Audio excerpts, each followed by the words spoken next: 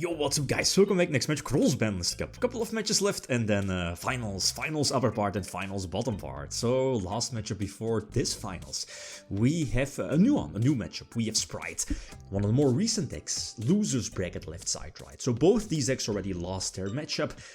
From now on, the deck that loses this one will be out of the tournament. So as I mentioned before, this is Spright 2022, late 2022. It's going to take on one of the better decks from 2020. So again, awkward format, COVID format, I guess. So 2020 Virtual World featuring multiple True King of all calamities, which we saw was a super overbroken card. And it might carry the deck actually in this particular matchup as well. But if you take a look at the votes from the people, from the community tab, I'm a little bit honest, I could definitely agree, simply because Virtual World, I mean, if you take a look at the consistency, you know, from an outside perspective, Spright is, I think, miles ahead compared to Virtual World, because Virtual World is, you know, prone to breaking much more compared to Spright.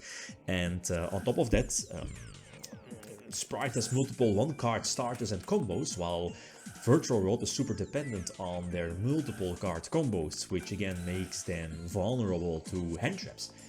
And you know Spright, like how many hand traps they play. So that's definitely superb for Spright here in this case. And this hand, man, this hand, like double nip if they go for, like look at that. What was it? Beaver 4 hand traps?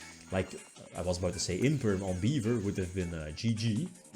Not really, because first of all, this deck's not running Imperm, and second, my hand was not good. Double, and also the driver as well, so this is an instant scoop. I mean, this is virtual. Every time I play Virtual World, I get hands like these, you know, unplayable, or you use desires into desires and driver, you know, things like that.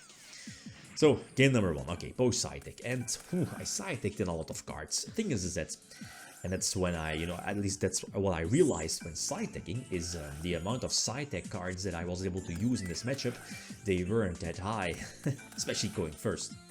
So this is super awkward. I get hand trapped twice, but I'm not going for a potential Claw Castle play. For a potential Imperm as well, you know, 3 Imperm, so you don't want to play into Imperm.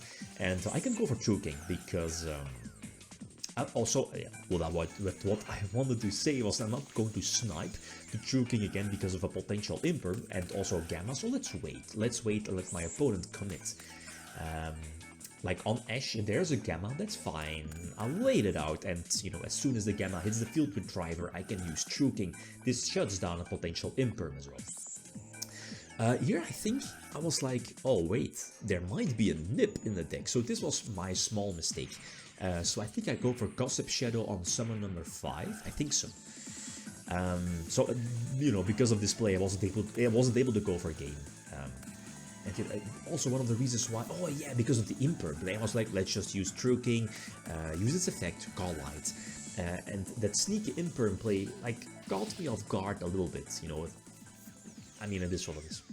So that was a small mistake on my part, but in the matter, at least in the long run, it didn't really matter too much. So game number 3, I side-decked in Gammas, I think, were they there already? I think I side-decked them in Dark Ruler, evenly, you know, those superb cards going second. But this hand, I do have a Gamma. The Gamma was negated. Let me think.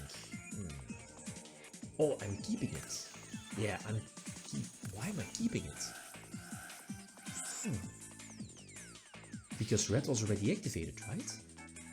Or am I... Oh, Gigantic Spright. Yeah, Gigantic Spright. Okay, yeah, it makes sense. Otherwise, I would have used, you know, your... whatchamacallit, Gamma on the Elf. Okay, yeah, it makes sense. Now, the problem here is that, again, you know, you can still use Gamma during my turn. Again, it's not once per turn, right? At least the activation is... You could use multiples as long as you have a driver to commit, right, or to summon to the field. Problem here is there's multiple potential interruption cards, and let me think. I think Zeus is an option here. The thing is that we know that there's a Spright starter set, and the Toad is banished, you know, because of the level 9. What is it, Shen? Is it Shen? And I go for Zeus, and as expected, maybe it was a bit wishful thinking. The Spright starter again was expected for Carrot, and I mean the Imperm again, it was, but I think this was my only play. So Shen still face up on field, so all cards are banished. from field. And the trap is indeed negated, you know, because of Carrot. And I think this is game. Centaurea is going to bounce the Synchro. The Zeus line doesn't really seem too optimal, but I think, wasn't Gigantic Spright, or has it already activated its effect? I think so. So, you know, you can't go for that big Zeus play.